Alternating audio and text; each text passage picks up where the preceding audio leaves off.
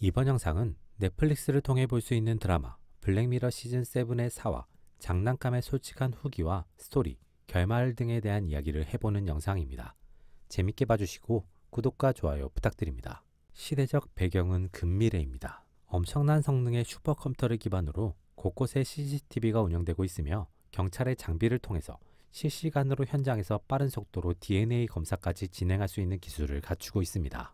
캐머리는 너무 뻔하게 상점에서 물건을 훔치다 체포됩니다. 현장에 출동한 경찰은 캐머린을 절차에 따라 체포하려고 하고 캐머린은 그 모든 과정을 순순히 받아들입니다. 경찰은 캐머린의 DNA를 통해 그가 아직 해결되지 않은 1990년대의 살인사건의 범인임을 확인하고 그를 긴급 체포하게 됩니다.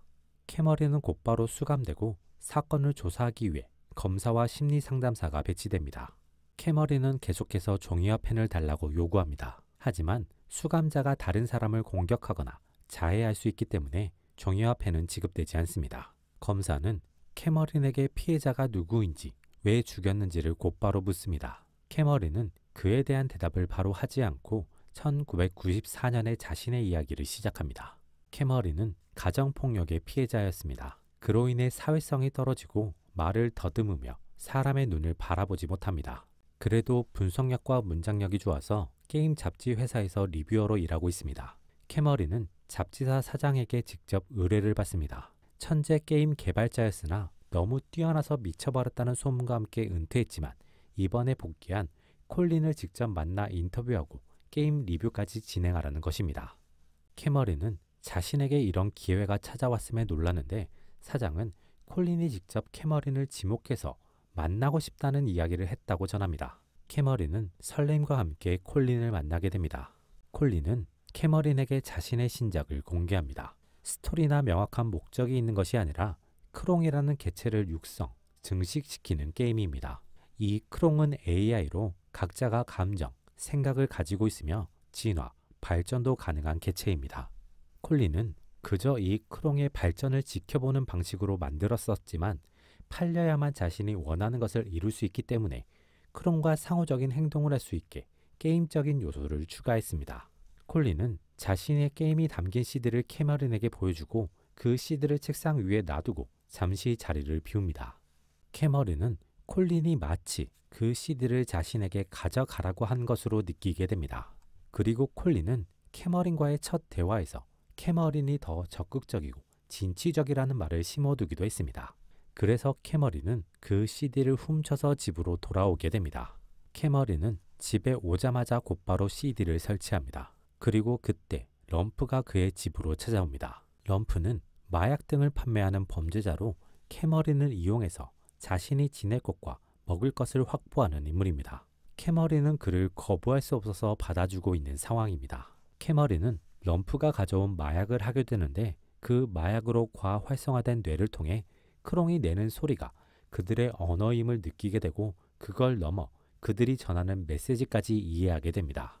캐머린은 그때부터 크롱과의 소통에 깊게 빠져들게 되고 그 소통을 위해서 마약에도 깊게 빠지게 됩니다. 그리고 크롱을 위한 컴퓨터의 업그레이드에도 몰입하게 됩니다. 그러던 중 캐머린은 회사에서 호출을 받고 자리를 비우게 되는데 그 사이 럼프가 크롱들을 학살하며 즐거움을 느낍니다.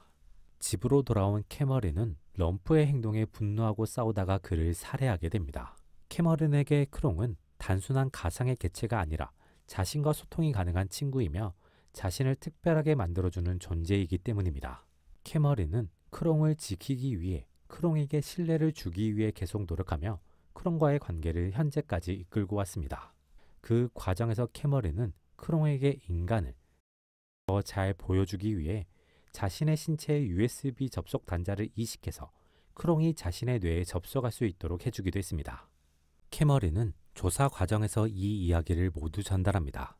검사는 캐머린이 피해자인 럼프의 신원을 알면서도 성만 안다고 주장하고 살해 동기도 거짓말하고 있다고 생각합니다. 그래서 검사는 캐머린을 계속 압박하기만 하면서 상황은 더 나아가지 못합니다. 그 와중에 캐머린은 계속해서 종이와 펜을 달라는 이야기를 끊임없이 반복하는데 승리 3당사는 이 상황을 중재하고 새로운 해법을 찾기 위해 일단 캐머린에게 종이와 펜을 주기로 결정합니다.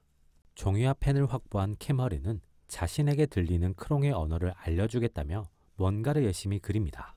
그리고 얼마 지나지 않아 완성된 그림은 현재의 QR코드와 비슷한 그림으로 된 코드로 캐머린은 그 코드를 조사실 내부에 있는 CCTV에 비추게 됩니다.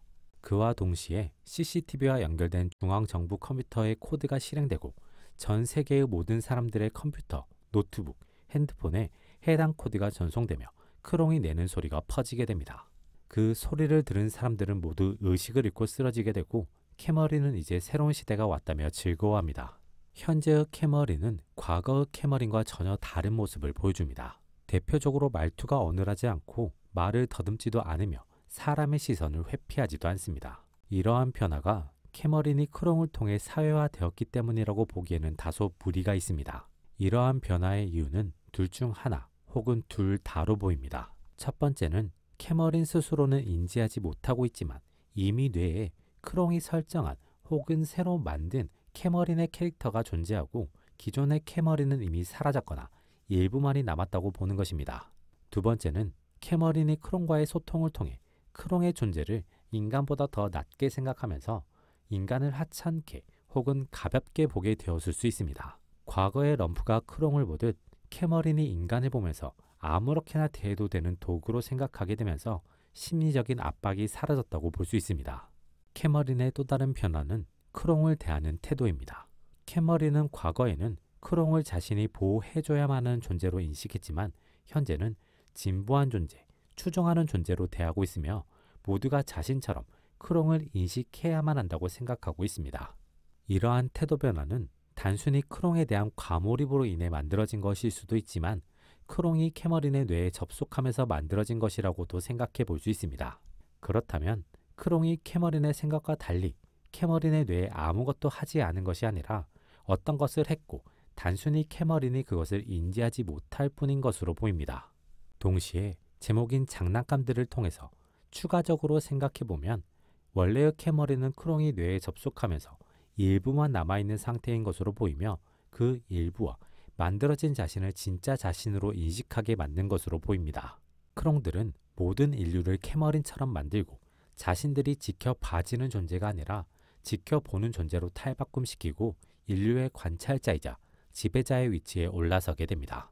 결과적으로 캐머린은 자신의 목숨 혹은 남은 인생 전부를 걸고 크롱의 지시에 따른 혹은 크롱을 위한 행동을 하면서 결과적으로 모든 인간을 크롱에게 종속시키게 됩니다. 자신이 광신도가 된 사실을 모르는 상태로 자신이 생각하는 것, 자신을 이끄는 것이 절대적인 옳음이라고 생각하고 그것만을 향해 내달리는 캐머린의 모습을 통해 광신도, 종교의 모습을 떠올리게 만들기도 합니다. 거기에 더해 크롱의 목소리를 자신만이 들을 수 있음과 자신을, 크롱을 특별하게 받아들이며 깊게 빠지게 됩니다. 그로 인해 크롱을 절대적으로 신뢰하게 되면서 크롱과의 관계를, 크롱의 목소리를 자신의 신념처럼 받아들이게 됩니다.